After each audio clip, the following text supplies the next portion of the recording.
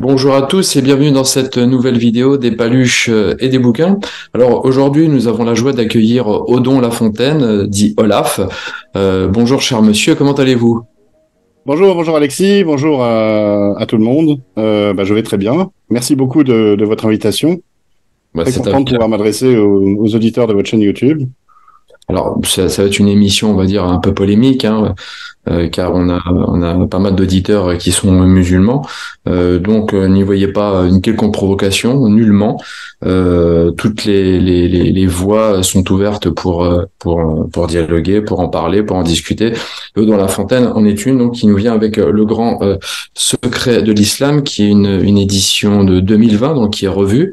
Et nous allons parler justement des origines de l'islam. Mais avant toute chose, je vais faire quelques petites annonces concernant la chaîne. N'hésitez pas à vous abonner à la chaîne en cliquant en dessous sur le petit bouton abonner, c'est important. De plus, les réseaux sociaux, donc Instagram, Telegram.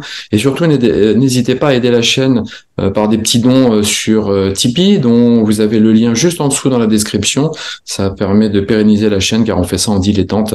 Mais bon, tout travail mérite un petit salaire quand même, ça fait toujours plaisir.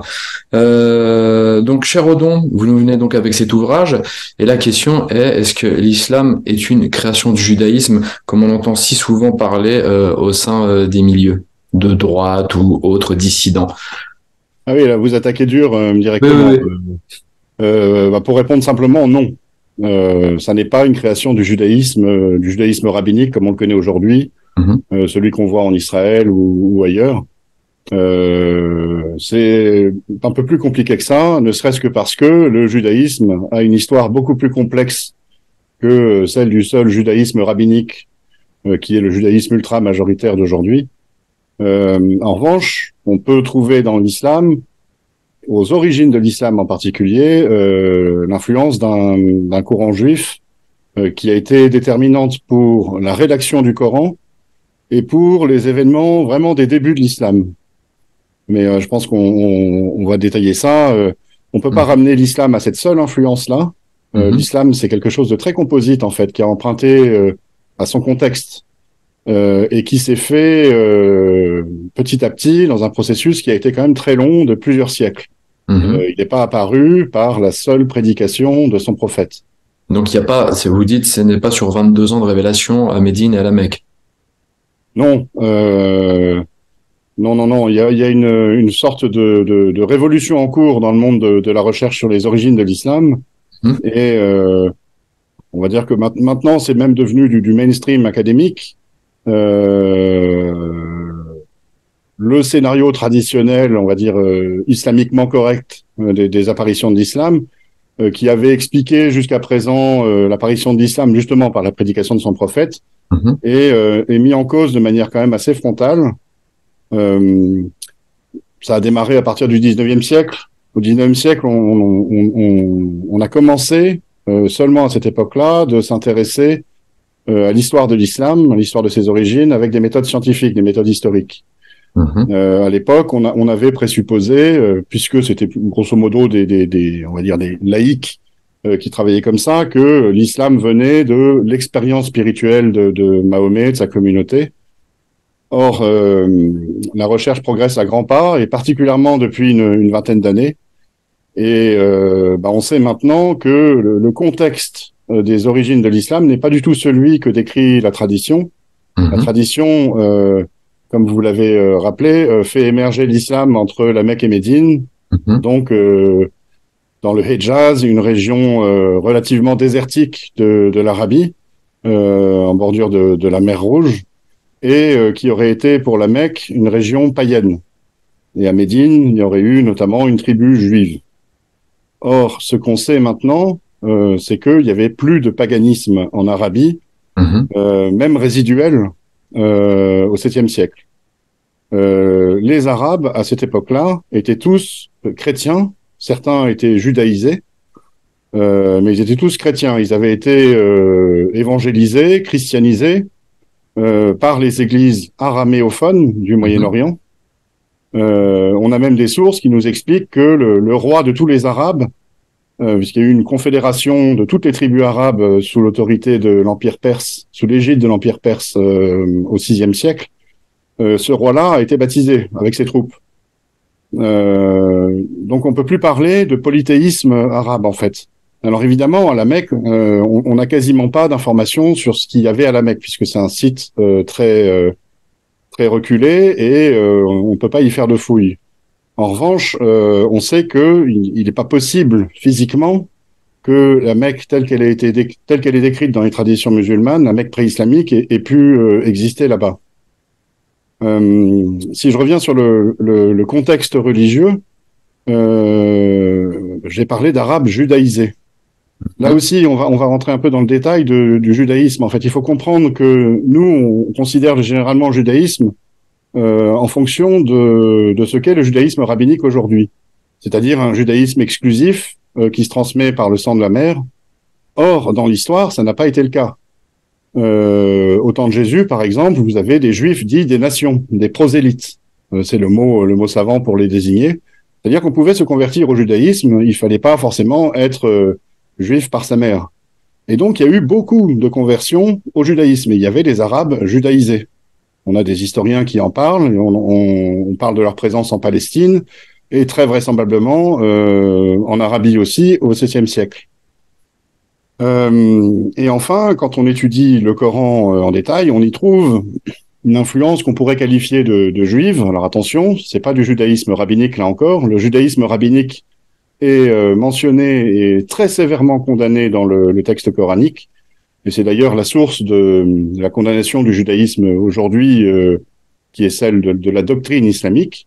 Mais ce que décrit le Coran, c'est l'existence d'une communauté juive non rabbinique qui a reconnu Jésus comme le Messie d'Israël, mais un Messie politique, non pas comme fils de Dieu, non pas comme Dieu, et donc qui s'oppose à la fois aux juifs rabbiniques qui sont en train de formaliser et de terminer les Talmuds à cette époque-là, et de les publier, lesquels juifs rabbiniques abhorrent Jésus, refusent de reconnaître Jésus comme le Messie et condamnent comme hérétique minime dans leur prière de bénédiction ou de malédiction quotidienne tous les juifs qui ont reconnu Jésus comme Messie sous le vocable de Nazaréen, Notzrim. Donc on a une condamnation dans le Coran des juifs rabbiniques, mais on a également une condamnation des chrétiens sous le vocable d'associationnistes, ceux qui ont associé Jésus à Dieu. C'est le plus grand péché, je crois, en islam. Le shirk, exactement, en islam, dans ce qui est devenu l'islam. Mais on voit que ce shirk, cet associationnisme, cette condamnation de l'associationnisme, elle date de bien avant l'islam. On la trouve dans les milieux juifs, y compris rabbiniques, dans les milieux juifs messianiques qui ont reconnu Jésus comme messie politique, donc chez les Notzrim, chez les Nazaréens. On la trouve aussi chez les Ariens, par exemple. L'hérésie d'Arius fait de Jésus un homme ou un surhomme, mais pas Dieu. Et l'arianisme a eu un grand impact dans on va dire, la formation de la conscience religieuse au Moyen-Orient, qui a permis d'accepter, enfin qui a aidé à accepter l'islam.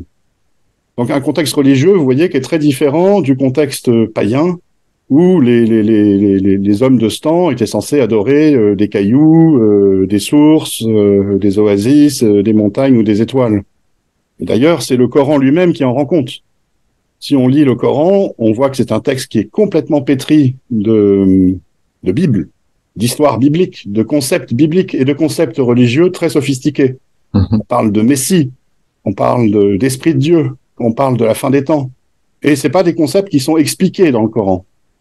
Ce qui veut dire que la prédication qui est dans le Coran et qui a dû être adressée à des Arabes, s'adressait à des Arabes qui la comprenaient. Donc qui étaient déjà formés au plan théologique, et qui avaient été formés par quoi? Par leur christianisation. Ça, on le voit aussi par certaines études qui nous montrent que tout le vocabulaire religieux du Coran, tout son vocabulaire théologique, vient directement de l'araméen. C'est-à-dire du christianisme araméen, peut-être aussi d'un judaïsme ou d'un courant du judaïsme qui parlait araméen. C'était la langue d'échange de l'époque, et il y avait énormément d'Arabes en ce temps-là qui étaient bilingues ou qui parlaient suffisamment l'araméen pour pouvoir faire leur religion, leur christianisme en fait. Alors de ça, on pourrait vous dire, enfin vos détracteurs pourraient vous dire que, comme il est dit dans le Coran, que l'islam abroge les deux religions précédentes car elles ont été falsifiées, d'où le fait qu'elles soient pétries justement soit de judaïsme ou surtout de concepts bibliques. Là, on a affaire avec ce que vous dites à une objection classique, mais qui ne tient pas au regard de l'étude critique, de l'étude historique. C'est-à-dire quand vous dites l'islam abroge ce qui vient avant, vous êtes déjà dans le point de vue islamique à partir d'un islam qui est déjà formé, Mhm. dont la doctrine est déjà faite, l'histoire du prophète a déjà été écrite, les hadiths sont là, la théologie islamique est déjà là. Si on prend le texte coranique de manière littérale, pour ce qu'il signifie, les accusations de falsification, elles ne sont pas dirigées envers les chrétiens, mais envers certains juifs, et Mhm. seulement certains juifs. On distingue vraiment dans ces accusations de falsification les juifs pervers, qui sont l'immense majorité des juifs, d'une petite communauté qui se tient droite devant Dieu et qui, à mon sens, est la communauté nazaréenne, judéo-nazaréenne.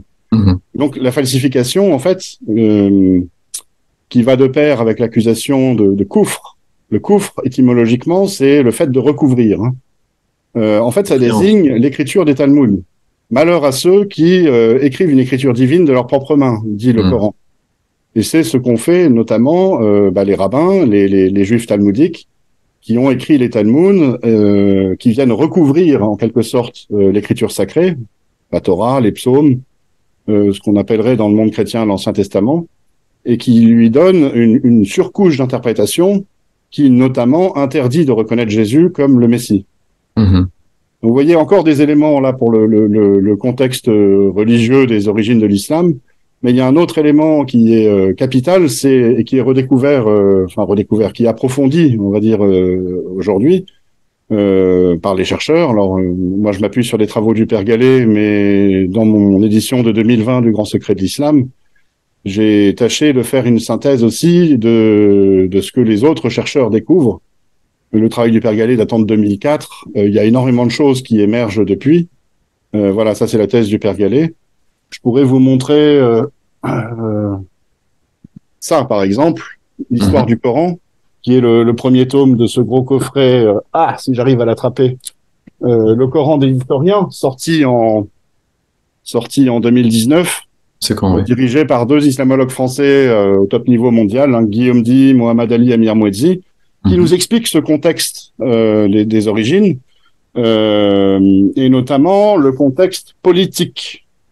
Là également, la tradition musulmane met en scène une Mecque qui semble un peu isolée du monde extérieur, peuplée uniquement d'Arabes païens, et ayant des contacts par le biais du commerce caravanier, quoi, grosso modo. Il y aurait eu des communautés chrétiennes à proximité, à Najran, mais ce qu'on sait maintenant, c'est que les Arabes étaient au 7e siècle, non pas isolés, du moins ceux d'Arabie, mais ils étaient au cœur des échanges et des affrontements surtout entre les deux grands empires, donc Byzance qui était localisé, on va dire, à la Constantinople, et puis qui avait des possessions sur tout le Moyen-Orient, l'actuelle Turquie, on va dire le nord de la Mésopotamie, le Levant, Syrie, Liban, Palestine, l'Égypte, et jusqu'aux marches de l'Arabie,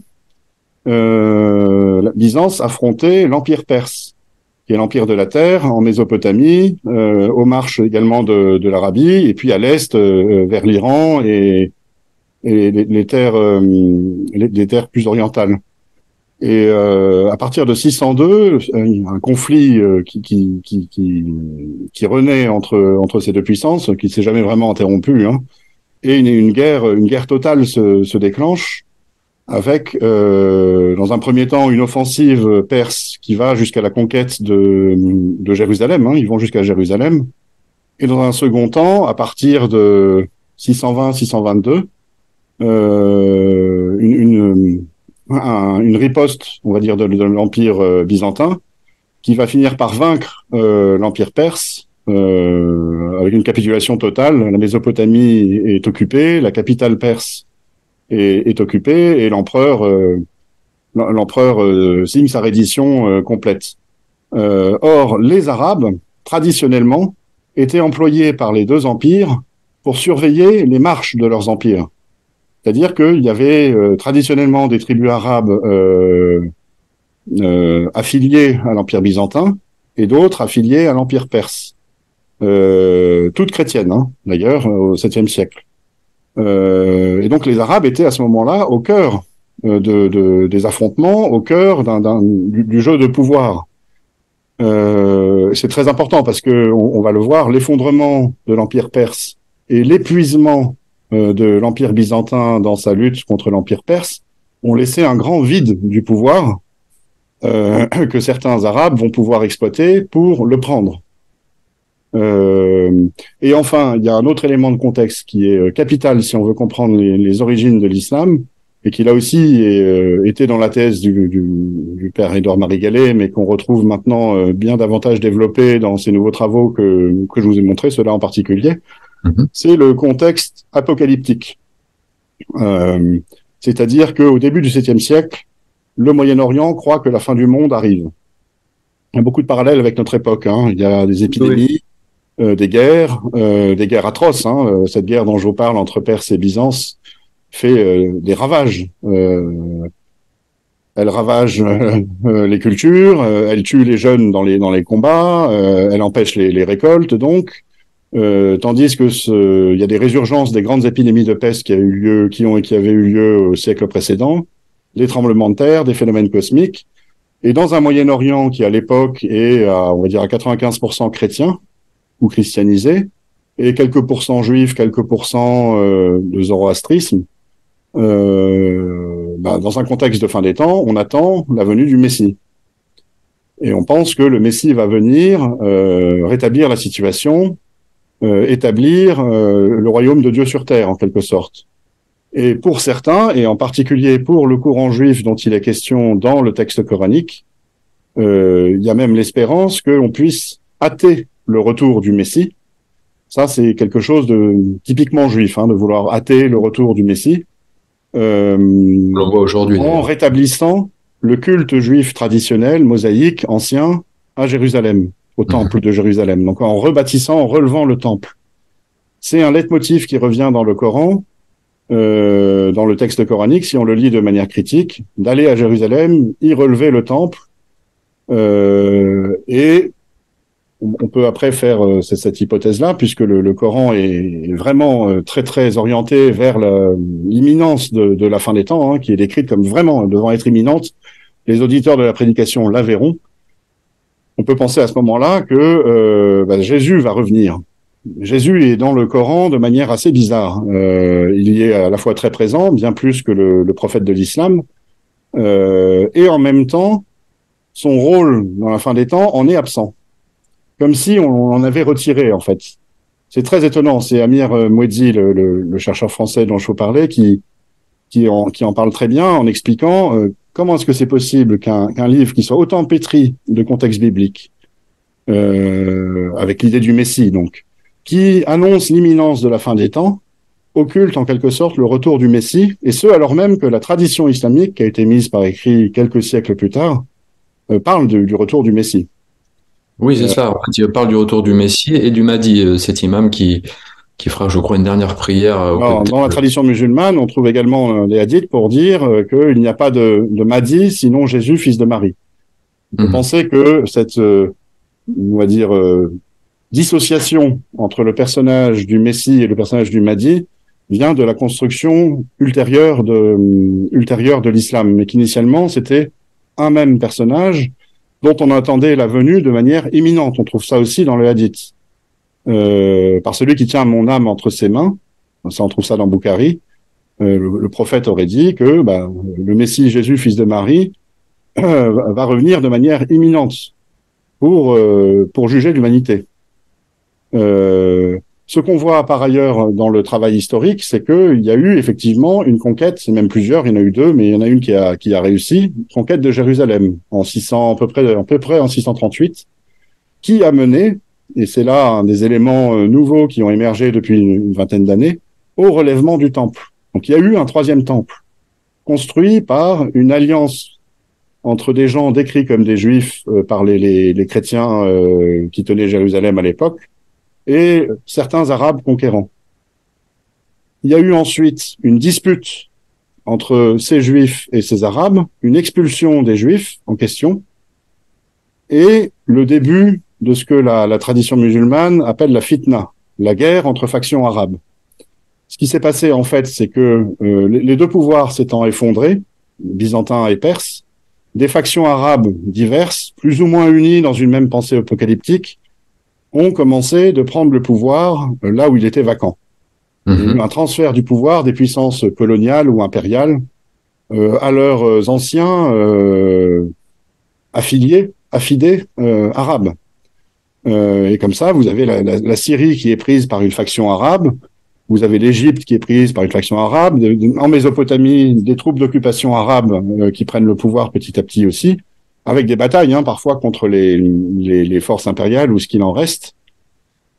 Et ces différentes factions se constituent en baronnies, en fait, en pouvoirs locaux, et se font la guerre entre eux.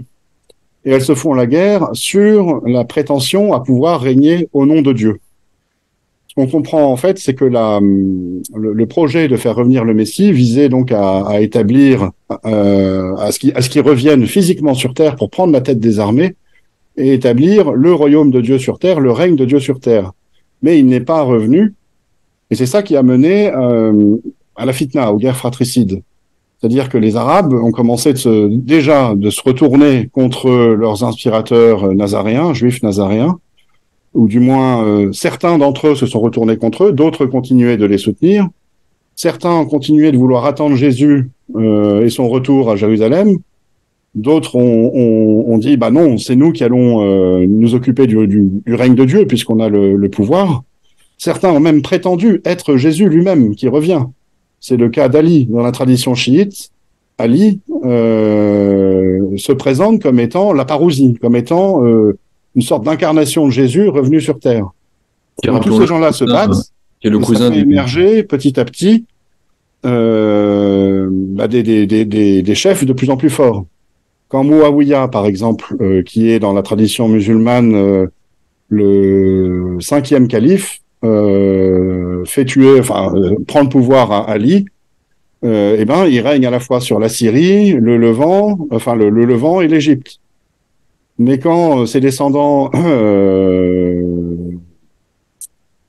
ses descendants, on va dire ses successeurs plutôt, notamment je pense à Abd al-Malik, arrivent à prendre le pouvoir aussi en Mésopotamie et sur l'Arabie, c'est là qu'apparaît pour la première fois le califat en fait. On n'a pas du tout, historiquement, de traces de ce qu'il y aurait eu un califat et des califes avant le calife Abd al-Malik, avant la fin des années 680. Donc 680. Ça remet en cause l'histoire des 4 califes, c'est ça que vous voulez dire, Abou Oui, Bakr. complètement, en fait. On n'en a aucune trace en dehors de la tradition islamique. Il est fait mention d'Ali, mais pas en tant qu'Ali, dans la chronique de Sébéos, pour expliquer qu'il a été vaincu par Muawiyah, qui est présenté comme une sorte de roi chrétien. Alors qu'il est censé être un calife musulman. Quoi qu'il en soit, Abd al-Malik, c'est un immense personnage à tout point de vue, et en particulier pour ce qui est de la formation de l'islam. Il est le premier dont on sait qu'il a porté le titre de calife. Or, calife, étymologiquement, ça signifie pas successeur de Muhammad, ça signifie vicaire, lieutenant. Et il a porté, lui, le titre de calife de Dieu, donc lieutenant de Dieu sur terre. C'est exactement, d'une certaine façon, le symétrique du titre que portait l'empereur byzantin. L'empereur byzantin, de son côté, se prétendait lui aussi le vicaire de Dieu sur terre. Et donc on comprend dans la pensée, on va dire, judéo-christiano-arabe des Arabes conquérants, que ce que met en place Abd al-Malik, le califat, c'est le vicariat de Dieu sur terre, c'est le royaume de Dieu sur terre. C'est un endroit dont on aura expulsé le mal par l'application de la loi divine. Et donc il n'y a plus besoin du retour du Messie. Et les espérances du retour du Messie sont renvoyées à une autre fin des temps. Dans des milliers d'années, on verra bien. C'est d'ailleurs à ce moment-là que y a une sorte de transfert du lieu du retour du Messie dans la tradition islamique depuis Jérusalem à Damas, qui est la capitale des Omeyyades, la capitale d'Abd al-Malik, sur le fameux minaret de la grande mosquée des Omeyyades à Damas, enfin l'ancienne église de Jean le Baptiste. Et donc en fait, on a là un système nouveau qui apparaît et qui commence complètement, enfin qui se détache de son substrat biblique. Il n'y a plus besoin du retour du Messie. Il n'y a plus besoin d'aller chercher dans la Bible, dans les espérances parabibliques, la justification du pouvoir. Le Dieu a directement donné le pouvoir au calife pour qu'il puisse établir son règne sur terre. Et donc là, il y a vraiment une sorte de nouvelle religion qui commence d'émerger. On le voit dans les inscriptions du Dôme du Rocher en particulier, donc qui est l'espèce de grande mosquée qui a été construite sur le mont du Temple à Jérusalem, et dont les inscriptions indiquent que la suprématie des Arabes et du calife sur les Juifs et les chrétiens, avec une condamnation des Juifs et des chrétiens. C'est un grand monument de pouvoir, en fait, qui condamne... qui condamne donc les Juifs et les chrétiens et qui marque en fait la fin, on va dire, de la période ou de la phase biblique ou pseudo-biblique des débuts de l'islam. Et ensuite, les luttes fratricides continuent. Il reste des factions arabes opposées aux Omeyyades. Il y a également un gros parti impérial persan qui on va dire qui vient des vestiges de l'empire perse disparu. Qui s'unissent, qui forment la coalition abbasside et qui prennent le pouvoir en 750 en massacrant les Omeyyades. Et eux vont récupérer le titre de calife et la prétention à régner sur la terre au nom de Dieu, à établir le règne de Dieu sur terre. Mais eux n'ont pas, contrairement aux Omeyyades, la possibilité de se réclamer du grand personnage Abd al-Malik, qui était quasiment l'envoyé de Dieu sur terre lui-même, puisqu'il est celui qui a établi le règne de Dieu sur terre. Donc les Abbassides vont avoir besoin de trouver une justification divine à leur pouvoir, une justification à un pouvoir qu'ils veulent comme divin. Et donc il faudrait pour ça que Dieu leur ait parlé en quelque sorte, et que Dieu les ait établis directement par le biais donc d'une révélation. Dit révélation, dit prophète pour le révéler, histoire de la révélation, lieu de la révélation, support de la révélation.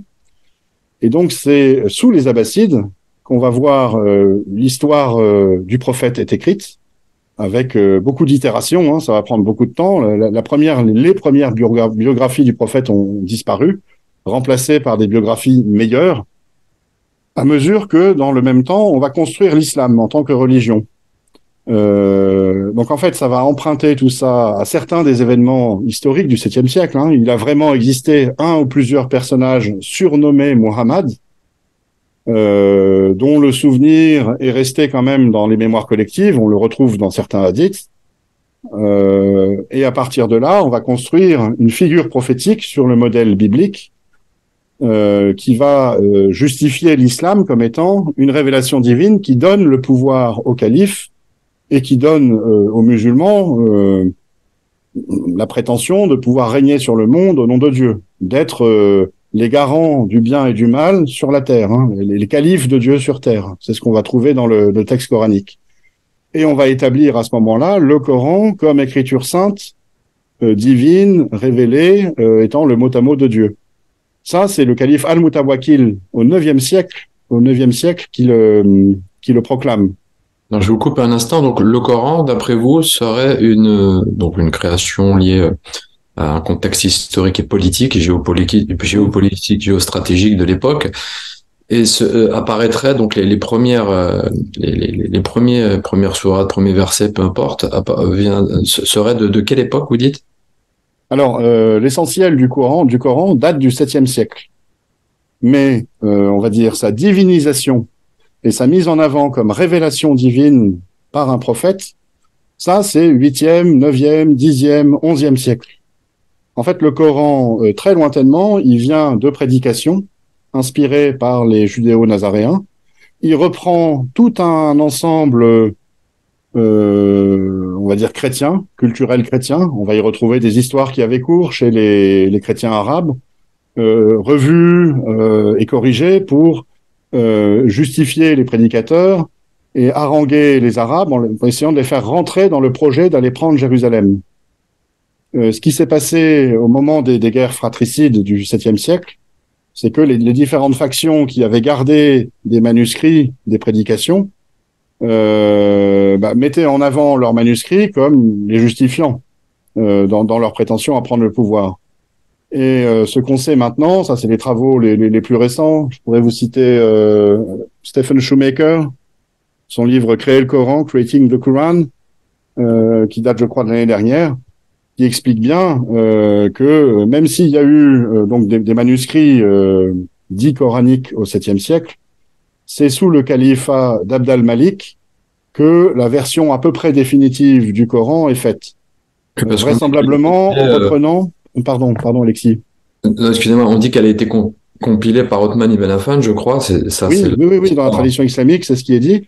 Mais cette tradition elle-même est repassée par Abd al-Malik.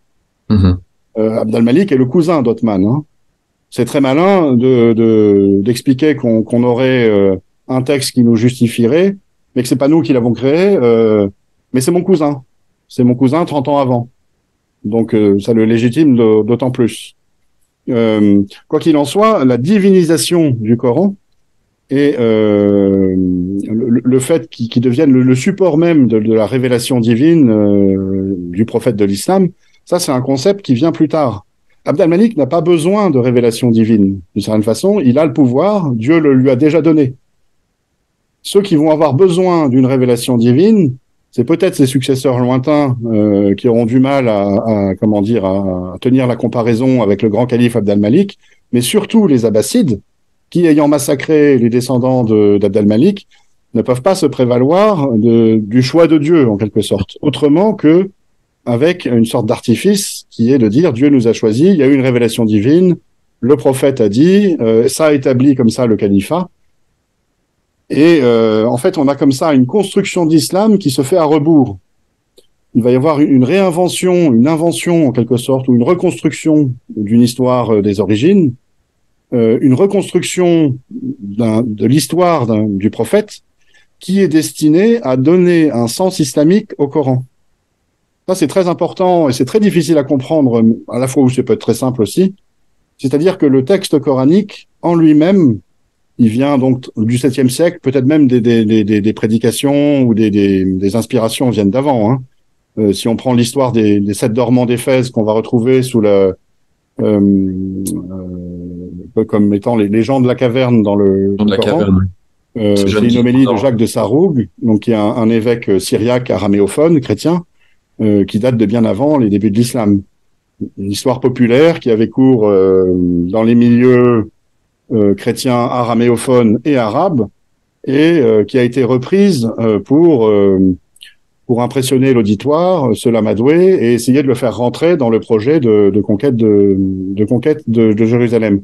Et donc, ce que j'ai essayé d'expliquer, c'est que ce texte coranique, principalement, il a été composé à partir de matériaux de prédication, ou de prières, ou d'imprécations, ou de prédications de circonstances, qui en elles-mêmes ne sont pas islamiques. Elles sont pré-islamiques, ou elles sont proto-islamiques. On va y retrouver dedans des éléments communs à l'islam, mais globalement, c'est pas l'islam qui est prêché dans le Coran, c'est le projet de conquête de Jérusalem et d'établissement du règne de Dieu sur terre, hein, d'accélération de la fin des temps. Et ce que la tradition musulmane va faire en inventant l'histoire du prophète, en inventant les hadiths, ou la plupart des hadiths, c'est interpréter le Coran, le réinterpréter, en forçant son sens pour qu'il devienne islamique. On va changer le sens des mots. Les associationnistes du Coran vont devenir des païens polythéistes. Le temple qui est décrit dans le Coran comme étant en fait celui de Jérusalem va devenir la Kaaba de la Mecque. Il va y avoir en fait comme ça tout un transfert qui va être fait où on va changer l'histoire originelle dont le Coran rend toujours compte aujourd'hui d'un point de vue littéral, mais en changeant le sens des mots, en inventant des nouveaux sens aux mots, voire en inventant des mots, on va transformer ça en un texte islamique, un texte qui justifie l'islam. Et donc, on a quelque chose avec le Coran de vraiment très particulier, et ça explique, à mon sens, beaucoup des contradictions qu'on va trouver dans l'islam, c'est que le texte en lui-même n'est pas islamique. et qu'on a forcé un sens islamique là-dessus. Mais si on le reprend de manière critique et littérale, on peut y retrouver une forme de cohérence qui est celle de l'histoire originelle, en fait. La tentative de conquête de Jérusalem, sa conquête même, on en parle à un moment, et les débuts de la fitna même. On va y voir également décrit par le menu l'alliance qui est faite entre ce courant juif nazaréen et les Arabes ralliés à eux, les alliances matrimoniales, la possibilité de partager la même table, l'enseignement de règles, on va dire, reprises et adoucies à partir des règles de la cachéroute, par exemple, ou de la loi juive en général, qui sont enseignées à des Arabes chrétiens qui deviennent des Arabes nazaréens, nazaréisés. Et on va même, dans ce travail on va dire, de réinterprétation du Coran, jusqu'à faire oublier le rôle des juifs nazaréens. Le mot de nazaréen dans le texte coranique qui désigne ces juifs nazaréens, désormais, il désigne les chrétiens. Donc on a fait oublier jusqu'à leur existence. Et tout ça au fil d'un processus qui a pris énormément de temps. Ça s'est pas fait. Il n'y a pas quelqu'un qui l'a décidé un jour. C'est un processus historique. On en a vu d'autres du même type à l'œuvre. Si on regarde par exemple l'historiographie de la Révolution française, on voit que, et ce alors même qu'on a beaucoup plus d'éléments historiques à disposition, le XVIIIe siècle est bien plus proche de nous et a laissé bien plus de traces que les événements du VIIe ou du VIIIe siècle au Moyen-Orient. On voit qu'on a reconstruit, par exemple, une historiographie très très déformée des événements de la Révolution française qu'on nous présente comme le grand élan de liberté d'un peuple opprimé qui établit quasiment la démocratie. Moi, c'est comme ça qu'on me l'a enseigné à l'école, quand j'étais gamin dans les années 80. J'ai un peu travaillé depuis, j'ai bien vu que c'était pas le cas. Donc, vous voyez, c'est des processus comme cela, il en existe beaucoup, et en fait, ils sont caractéristiques des idéologies. Parce que globalement, ce travail sur l'islam est très intéressant d'un point de vue de satisfaction intellectuelle. On a l'impression de faire un boulot de détective, mais c'est capital pour comprendre ce que c'est et pour répondre aux enjeux de notre temps, en fait. Ce qu'on comprend, c'est qu'il y a au plus profond de l'islam, depuis ses origines, avant même qu'il soit l'islam, l'idée que Dieu aurait choisi certaines personnes pour établir son règne sur terre. Et cette idée-là, c'est la colonne vertébrale de l'islam. Elle est là depuis les origines et elle est toujours là maintenant. Et donc, elle n'a pas été développée par les frères musulmans ou inventée par les wahhabites. Elle est là depuis le début. Évidemment, l'islam, en se développant et en se structurant, a développé d'autres espérances. A développé, par exemple, l'espérance d'aller au paradis et la peur panique d'aller en enfer, qui marchent ensemble. A développé des systèmes collectifs aussi, de coercition et autres. Mais l'identité de fond de l'islam, c'est ça, c'est son messianisme politique. C'est-à-dire l'idée que en islamisant le monde entier, en appliquant la loi de Dieu sur toute la terre, on pourrait comme ça en extirper le mal. En ordonnant le convenable et interdisant le blâmable, comme dit verset 110 de la sourate 3, on arriverait d'une certaine façon, puisqu'on aurait interdit le mal, interdit le blâmable, à une sorte de monde parfait. C'est l'espérance type des révolutionnaires. En 1917, les bolcheviks, quand ils prennent le pouvoir, ils veulent abattre le capitalisme, qui est vu comme le mal absolu, pour faire les lendemains qui chantent, le monde parfait. Et ça, c'est une espérance qui tourne les têtes, en fait. Ceux qui sont vraiment pénétrés par cette espérance qu'ils vont changer le monde, qui vont le sauver, en quelque sorte, se prennent pour les sauveurs du monde, justement. Ils se prennent pour le Messie, d'une certaine façon. Et c'est ce qu'on voit chez les djihadistes, c'est ce qu'on voit chez les fanatiques. Mais cette espérance, elle est là, diffuse dans la doctrine islamique, et on va la trouver à l'œuvre chez beaucoup de musulmans, en fait. Et ce d'autant plus qu'il est martelé dans le Coran que quoi qu'il arrive, à la fin des temps, il y aura donc le retour de Jésus, accompagné avec la venue du Mahdi, et que à ce moment-là, le monde sera politiquement, c'est très important cette dimension politique, rendu à l'islam. Les musulmans convertiront de force la terre entière ou tueront tous ceux qui veulent pas se convertir avec l'aide de Jésus, avec l'aide du Mahdi. Et à ce moment-là, on aura le monde parfait avec un islam parfait qui s'appliquera sur terre. La terre deviendra le jardin paradis. D'ailleurs, il y a certaines traditions dans le hadith qui dit il me semble que les Romains, donc qui sont aujourd'hui les Occidentaux, se convertiront à l'islam et que les musulmans de base, justement, perdront la religion et seront des gens un peu, comment dire, qui iront vers la mécréance. En fait, que les choses seraient inversées plus ou moins. Oui, alors, en fait, quand on étudie les hadiths, déjà, il faut savoir que tous les hadiths, même ceux sur lesquels je me suis appuyé pour parler, par exemple, du retour de Jésus, ne sont pas historiques, ne sont pas une source historique primaire ou qu'on peut prendre telle quelle. Il faut les prendre tous au travers d'un filtre critique assez sévère, parce qu'ils ont tous été réécrits et publiés pour justifier l'islam. Mais ce qui est très étonnant, c'est que certains d'entre eux contredisent l'islam. Les hadiths, par exemple, qui parlent de Mahomet annonçant la venue imminente de Jésus, contredit l'islam, puisqu'il est censé arriver dans l'islam à la fin des temps. Mais on va trouver aussi beaucoup de hadiths qui sont là pour justifier le pouvoir. Celui dont vous parlez, je pense qu'il est là pour justifier le fait que certains des 10 musulmans du 9e, 10e siècle ne sont pas en fait vraiment des gens très pieux, et que ça fait un peu tâche dans l'environnement soi-disant islamique. Et donc on va faire dire au prophète qu'il y aura malgré tout, vers la fin des temps, des mauvais croyants. Mais que quoi qu'il arrive, il ne faut pas s'inquiéter, à la fin des temps, l'islam prévaudra par le retour de Jésus, par la venue du Mahdi. C'est aussi comme ça que les hadiths ont été créés, c'est-à-dire dans le but d'organiser la société islamique, de lui donner des lois et d'expliquer le monde et ses contradictions. Ça, c'est une constante dans le processus de création et d'invention de l'islam, c'est-à-dire qu'on trouve des choses qui vont pas, des musulmans qui sont pas musulmans, par exemple, ou, je sais pas moi, des versets où le prophète dans le Coran invite à l'adoration de divinités païennes. Ça va pas dans le cadre islamique. Et donc, on va inventer les traditions pour les expliquer et les faire rentrer de force, au forceps, dans l'islam. Certaines traditions Les versets sataniques, par exemple, on va dire dans un premier temps que le prophète aurait été inspiré par Satan. Or, si on dit ça, le problème, ça en crée un autre, encore plus dangereux que d'avoir des versets sataniques. Ça met en cause la crédibilité du Coran comme révélation divine. Et donc, dans un troisième temps, encore une nouvelle étape, on va retirer du Coran les versets sataniques. Et dans les versions d'aujourd'hui, on les trouve plus.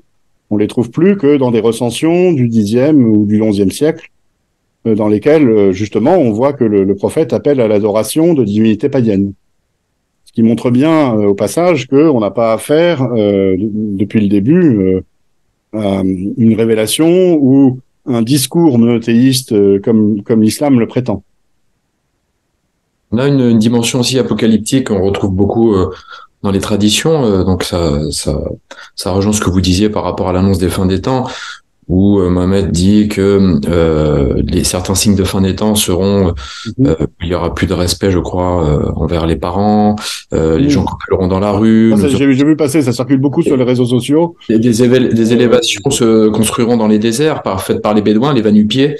Que l'on qualifie alors c'est rattaché à Dubaï, c'est rattaché aux Émirats, car ce sont des Bédouins qui ont construit dans le désert avec des élévations qui vont se concurrencer les unes des autres. Je pense que là, on a affaire à la pure invention. Je pense même pas que ça date de l'époque de la formation de l'islam, hein, les 8e, 9e siècle. Ça sent plutôt le même Internet, quoi. D'accord. Vraiment, hein. De toute façon, ce qu'on a maintenant établi avec quand même un haut degré de certitude, c'est l'hypothèse que le ou les Muhammad de l'histoire annonçaient une fin des temps imminente, mais imminente, et ils y travaillaient eux-mêmes. Donc en fait, cette idée que il aurait prophétisé une fin des temps dans 10 000 ans avec des gratte-ciel et Dubaï, elle colle pas avec ce qu'on a découvert, ce qu'on sait maintenant des origines de l'islam. C'est notamment une des raisons pour penser qu'on a affaire là de l'invention complète dans une forme de concordisme en fait. C'est la logique que je vous expliquais. Quand ça rentre pas dans le cadre de l'islam, on invente quelque chose pour que ça rentre, pour que ça colle. Et dans ce sens-là, le Coran, l'islam lui-même ne cesse d'être réinventé en fait. Il y a ce principe de base fondamentale du messianisme politique, hein, l'idée que les musulmans sont les califes de Dieu sur terre, les garants du bien et du mal. Mais le problème, c'est que leur livre n'étant pas, comment dire, adéquat, n'étant pas en lui-même un livre islamique, on n'a jamais fini d'explorer les fictions, les constructions qui vont pouvoir le faire rentrer dans le cadre islamique. Et on voit donc les savants de l'islam continuer aujourd'hui de publier des interprétations nouvelles, type les miracles scientifiques, pour justifier le texte coranique comme étant une révélation divine. Ça n'arrête pas, en fait. Et ça vient de ce que le texte coranique lui-même n'est pas islamique à proprement parler. Si vous prenez quelque chose d'assez similaire, qui est l'invention du mormonisme, la religion des Mormons au XIXe siècle, hein, par pareil, un prophète dans un contexte biblique aux États-Unis, Joseph Smith, qui prétend qu'un ange l'aurait visité pour lui révéler une parole de Dieu oubliée. Bon, ce qu'on sait aujourd'hui, hein, des linguistes et des experts se sont penchés sur le livre de Mormon et les écritures du mormonisme, c'est que tout ça a été écrit par des faussaires, en fait, hein, au XIXe siècle. Il y a plein de preuves pour le montrer.